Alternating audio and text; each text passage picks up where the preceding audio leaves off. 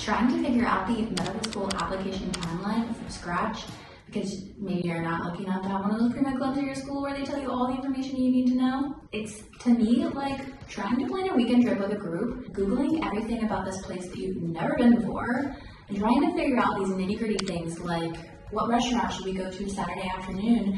Do we need reservations? What are the hours? Is the food actually good? Like, is everybody gonna like that? Where should we get an Airbnb? Will it be walking distance to all the fun things? And will it be in a place that's like safe enough in the good area kind of thing? Then you get there and you realize there's so many things you really just, you don't know what you don't know, and you can't Google every little thing. And that's the medical school application timeline. Was for me anyway. So if you've stumbled across this video and you're applying to medical school this year, next year, and you feel like that, hopefully this video will make it a little bit easier. Step one, what I need you to do right now is click the link below and download the pre-med planner, because one, there is a one-page summary overview. I need you to print that out and put it wherever you study, because this is just like a nice summarized overview of the big things you need to know, big picture, so you can make a plan for the year and be on top of things and not miss anything. And there's cute little stars for all the little milestones you're going to do over the next year. It'll be great to print that out. And then also the rest of the pre-med planner is month by month, so you can take some notes, again, make a plan. It's all about knowing what you need to know. As a little background, I became pre-med halfway through my sophomore year, so was not in any kind of pre-med club, had no idea what I was doing. Googled the crap out of what the heck to do to submit my applications and didn't get in. I got one interview and that was it. But I made so many mistakes. So I gave myself a lot of time to learn how to apply medical school properly and not like miss all the big stuff and do everything wrong. And the second time I applied, I earned 10 medical school acceptances, 6 MD, 4 DO, and it was just much easier just understanding the process. So hopefully what I can do for you today is tell you everything I learned the hard way, and we're going to go over the kind of like ideal med school application timeline to submit your apps early and give yourself the best chance of success. Let's start by doing a big picture overview of kind of the 6 big things within this med school application process. Step 1 is just doing the required pre-med coursework at your college, university, wherever you go. Easy way, one-stop shop to know this, paid way, is the MSAR, less than $40, and you will be able to click onto any medical school, MD school, and know what their course requirements are. Otherwise, you could just go to the individual school's website and find their requirements page and see what that is. I suggest, if you haven't already done it, just do it first thing after watching this video. Choose 5 random schools or 1 or however many you know you're going to apply to if you already know some, and just see what they are. Just make sure that you're good to go. Like by the time you graduate, you're going to get those under your belt. And just know that when you submit your primary application, those required courses do not have to be done. You just like literally check that they're like pending basically in your application. So they just have to be done by the time you start medical school. So that's step 1. Step 2 is tackling the MCAT. Kind of the earliest that I know of people doing it is the summer after sophomore year. That's a possibility. Obviously, you'll have less classes under your belt, so that's like, I guess, the con of that. But the pro is you have all summer to dedicate to MCAT studying. Then you don't have to juggle like a million things on top of MCAT studying. Like, just take the summer off, just do the MCAT, and having it done would not really be awesome. But it's okay if you don't. I didn't. Other options would be doing it the fall of your junior year, so first like semester of your junior year, or that second half of junior year. But what I would recommend is getting the MCAT taken by June of the year that you apply. You can do it in July and August, like after you submit your primary, or like in this video we're just going to talk about the ideal way to do it. So that would be like my recommendation is by June, and then just know that like you could also, if you're watching this really early, do it the summer after your sophomore year. Important thing to note is that you do not need your score in when you submit your primary application, so keep that in mind. Speaking of, that's step 3. So step 3 is your primary application, and that is where you do your personal statement essay, where you answer why you want to be a doctor. You list up to 15 extracurriculars like volunteer shadowing, clinical jobs, etc., sports, hobbies, and you write a little mini essay for every single one of them. Didn't know that the first time I applied, but now you know. And then you also enter every single course you've ever taken at every single college you've ever been at, and then just a bunch of demographics, background info, stuff like that. So you start asking for letters of rec, but another important thing to note, write down, remember this, you do not need your letters of recommendation to be in and submitted to submit your primary application. we'll talk about later when it comes into play. So that's the primary application. Ideal time for this would be to submit by the first week of June. They open up like end of May. Roughly speaking, there's 3 different services, but we'll just say generally. Whatever I say is for sure what the case is for AMCAS applying to MD schools, and then like roughly it's similar for the other ones. We'll just go with that and not get too nitty gritty. But the details are in that download thing that you have and you have all the dates. When it opens up first, like beginning of May, you can start inputting, like you can order official transcripts, you can input blah, like you can start actually like writing your essays in the app itself, and then you're able to submit end of May. So like the goal would be by mid-June, first week of June. That'd be like beautiful, perfect. Step 4 is the secondary applications. So I didn't know this existed at all when I applied, but now you also know that. So what are secondary applications? This is when, so the primary application is like one application you send to many schools, and then the secondary apps is what each school sends to you, and it has anywhere between 1 and 6 essays that you need to complete. There's other stuff like residency paperwork you need to do and like other random things, but like the main bulk of secondary applications are like the essays. So just know you're gonna have more essays to write after you finish your extracurricular essays and your personal statement, which I was not prepared for. The goal with this is within a 2-week turnaround time. So some schools will like randomly send them out like 6 weeks after like getting your verified app, and I was worried that like for some reason I wasn't gonna get one from some schools, and I didn't know what the heck was happening, but they send them when they send them. And all you have to worry about is when you do get them, you have within a 2-week time frame. After submitting your primary application, if you're really on top of it, you can pre-write secondaries so that you could even submit some of your secondary apps within a day, 1 to 3 days, because you've already been working on them. All you have to do is Google secondary essay library, and you can find the prompts that you're going to get from the schools that you've applied to. So step number 5 is interviews. This is less in your control, so we won't talk as much about it, but just know that once you have everything in, that's when you can finally be fully reviewed by the medical school. They're actually look at your application as a whole and hopefully invite you for an interview. So this is where the letters of recommendation come in, and the Casper /AMC preview / they like change that name like all the time. So who knows what it'll be called, but just know that there are 2 situational judgment tests that you might have to take depending on the schools that you apply to. When you submit your secondary application, if the school requires Casper, you have to make sure that's done and in by then, and the score's back.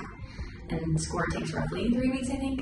Same thing with AMC preview, make sure that score is in and back, but there's a lot less schools that require that, but still some. And then you have to make sure now that your letters of recommendation are in. So don't delay submitting your primary application for letters of recommendation, but you do need them. Like once your secondary application is submitted, if you don't have your letter of rec in because that professor ghosted you, then now like your whole application is waiting on that, which sucks and totally does happen. So please ask for more than you need. All those things equal finally actually complete application. Then the schools will start looking at you as an applicant and hopefully invite you for an interview. That's step 5. Step 6 is like acceptances, and like there's deadlines that go with when you actually have to like pick one school if you have multiple acceptances, and then financial aid and all that stuff. So by the time you get to that point, you'll probably, like, we're not going to spend that much time on that, but that's kind of like the last and final step before starting medical school. Let's go ahead and talk month by month about what to do in like a perfect ideal world to be like really on top of things. I'm going to say this once now before I get started, so I don't have to keep repeating myself, but we're going to talk about Audrey, a pre-med student. And we're going to go month by month about what she does to apply to medical school. And Audrey is very, very on top of it. So just know that the reason I started with the big picture is because that's what really matters, okay? You don't need to start your personal statement 6 months in advance. If you're like me and doing things last minute is what motivates you to actually do the thing, you don't need to start in January. Audrey's going to do it in January, but I did it like a week before I wanted to submit my whole application, okay? So, like, obviously more time is helpful because then you have time for people to review and then get back to you and have edits and if you want to do all of that, but just know that the deadlines are what really matter. And even those are like recommendations, right? Like, ideally we want to submit first week of June. Like, I would highly recommend that you can still get in if you submit late, but that's my recommendation. But that means like you could start 2 weeks ahead of time and do all that stuff if you wanted, but anyway, I think you get the point. Audrey's really on top of it, and you don't have to be on top of it as her, but if you want to be, then this is like the way to be on top of it.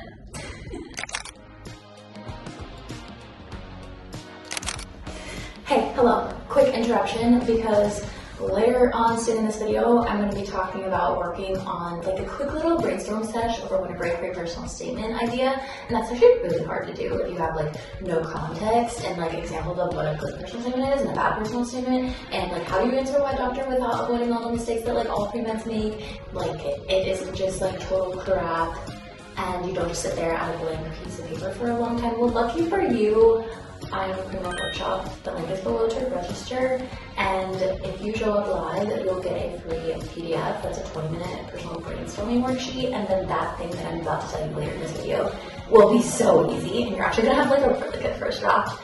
I'm quite proud of the worksheet and also the workshop itself, because if you don't know what, for example, residency bias is, gosh, that is a whole other can of worms that we're not talking about in this video. So go ahead and register now, and then come back to this video, and then like the things I'm about to tell you will be like, oh, Maggie's got me. I got a worksheet for that. Okay, bye. Okay, so Audrey, she's a pre-med student, she's a junior, it's December 2024. What she's gonna do in December is she's going to just like set a timer and sit down one time and just brainstorm a personal statement instead of just like procrastinating and thinking about it. She's just gonna blot onto paper and do a first brainstorm and then not look at it again until January.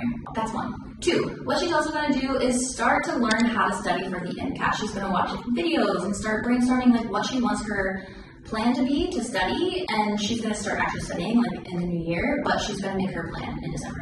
And other than that, she's gonna enjoy the holidays. Okay, so that's what she's been this summer. Now we're in January 2024, and Audrey is going to, after not looking or thinking about the personal statement for a few weeks, she's going to look at it again and write a second draft. And then she's going to make a list of people that could do essay editing for her and just like spend the rest of January searching for people and deciding who she wants to send it to. And her goal is by February 1st to send it off to somebody to get feedback on her personal statement. Second, she's going to start experimenting with her planned MCAT study schedule. She doesn't really know if like what she planned is really like realistically going to work with her work schedule and all that good stuff. So she's just going to like start it, but she's not like fully into it yet. Step 3, she's going to make a list of 6 people. She's going to make a list of 4 science professors because she's heard of all her friends getting ghosted by professors, and she's not want that to happen, and she knows how many schools require science letters, and she does not want that to happen to her. So she's going to make a list of 4 science professors, 2 non-science professors, and then 2 people that have nothing to do with being a professor. Like a work advisor, like her EMT advisor probably. I'm really getting into this Audrey. It's basically me. This is basically what I did. And Audrey is the dog that I'm sitting right now. Okay, anyway, back to it. So she's gonna make that list. And her goal, again, is by February 1st, she sends out emails or goes in person if she can, if they're in the same state, and asks them, hey, like, do you think you could write me a really good letter of recommendation? Related to that, she's going to update her CV/resume because, like, a lot of professors ask for that when they're writing their letter, so she's gonna make sure that's ready to go. Okay, that's January. On to February. In February, Audrey is really going to focus on the MCAT. It is go time for studying and being on top of it. She learned what worked and what didn't and tweaked her MCAT study schedule accordingly. So now she's got a perfect study plan and she's going full force in February. She also works as an EMT, so she's going to study on her days off and EMT on her days that she works. And yeah, so that's her like biggest focus of February. Underlying that, what she's going to work on is 1, she's going to make a list of all the extracurriculars and start gathering contact info in a Google Doc, like supervisor name, like their phone numbers, and like what the name, like just that info. She's just gonna start collecting it in a Google Doc. She's gonna do like a habit tracker, and like instead of scrolling on her phone, anytime she has a few minutes of free time, she's gonna work on that list. She is not going to do anything with a personal statement for now. She has that list of people she plans to reach out to, but she's, again, full force in the MCAT thing, and personal statement is March's problem now.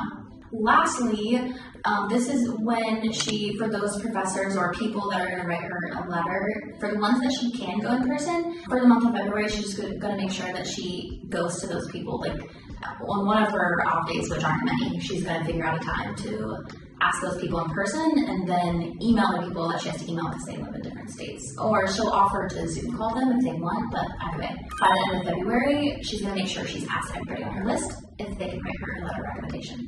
Alright, so for March and April, she's going to give herself that whole 2 months to just like slowly chip away at her personal statement because she really wants to make it amazing. She knows how important it is and like how important it is to answer why doctor and all that good stuff.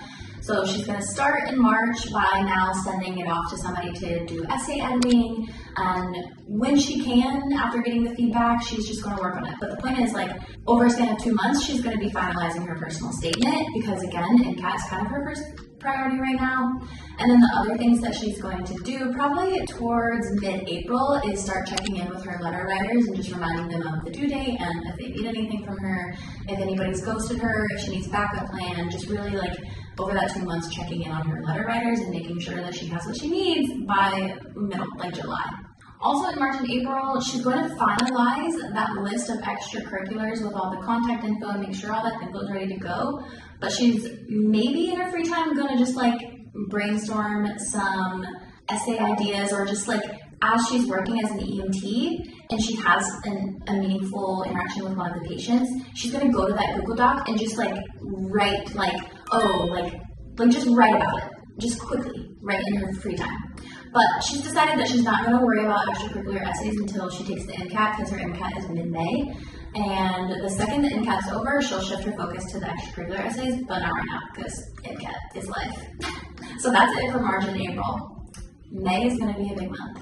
All right, it's May 1st, and her MCAT is 2 weeks away. So she is not going to do anything about personal statement until after her MCAT. Like, she's 80% of the way there. I'm making some of this up as I go, but no essays. She has half of the letter writers locked in, and she's just full MCAT mode right now. And if somebody offers to like take up a shift, or she always posts in the Facebook group if anybody wants her shifts, because she's trying to work less and do MCAT more and really just like get the dream MCAT score of her life. Okay, so mid-May she finishes her MCAT, and now is when she's going to give herself 2 days to rest and relax and celebrate that she just did this amazing thing, because small wins. And then she's going to go full force into finalizing her personal statement and getting those first draft of those extracurricular essays done. Like, no messing around. She's going to pick a day where, now that she doesn't have those full MCAT study days, one day, and she's going to get just like a brain dump first draft of everything. And then so that's third week of May, she gets her first draft. She's going to send it off to someone real quick, get some feedback. And by the end of May, she's going to have those essays like pretty much done. That was kind of quick compared to how long she worked on her personal statement, but like juggling the MCAT and EMT isn't easy, so you gotta do what you gotta do. All right, it's June 1st, and Audrey is so excited because everything seems easier now that the MCAT is out of the way. She's days away from submitting her primary application. She has all of her letters in, minus 2 stragglers who are kind of like saying they have computer issues, and so she's feeling good about that. The other 2, she thinks will pull through. On June 1st, what she does is see if the Casper registration is open, and it is. Actually, it's different every year, so I actually don't know, but it's around June, end of May, June, I think was this year's, that it actually opened. It's late when it opens, and you can actually register for your Casper date. So June 1st, she goes in and she finds out that she's able to register for her Casper date, and she goes ahead and just schedules it for June 10th. She doesn't need that long to study for it. And she looks at the list of schools that require AAMC preview, and none of the schools that she plans to apply to are on in that list, so she thinks she's good not taking it, but for sure the Casper, even though she hasn't made her full school list yet. All right, so that's what she does on June 1st, and then June, she gives herself a couple days to just make sure there's no typos on her primary application and the last finalizations of the extracurricular essays, because she had a little less time for those. And on June 3rd, she submits her primary application. Ends up taking only 20 days, so around 3 weeks to get verified. And then there's a June 25th, around that date, is the first date that empty schools get sent primary applications. So that's the first day you can start getting secondaries. Basically, she has a couple days where she could be, or 20 days where she could be running secondaries, and she decides to do it for her 2 dream schools, and then the rest she's going to wait, because now she feels like she has so much free time from not studying from the MCAT that she's just going to dedicate those days once they start rolling into doing secondary essays. And still, her plan is to submit her secondaries within 3 days of getting them. All right, so basically everything that happens after June 25th, that first day that you can start getting those MD secondaries, and that is where my phone died. And before I realized it died, I was rambling for a really long time because there's just so much I could share. But let me be more succinct. July and August, the bulk of that is submitting secondary essays and working on the essays. Then around September and on is where hopefully interview invites pick up. You buy your interview outfit, and then hopefully eventually you get some acceptances to medical school, and then you start navigating how to choose a school, what you really want, navigating financial aid, and all that really exciting stuff where you have like all these new problems, but they're like good problems. So hopefully that video was really helpful. If you haven't tackled the MCAT yet, then I'll point you to this video, which is another helpful video all about how I scored a 516 and all the advice that I could possibly give. This is the real Audrey. Hello, sweet girl. She says hi, and she says that you got this. So watch the MCAT video, keep crushing it. I know you got this because you're watching this video and you're gonna make the best plan ever to crush. Yeah.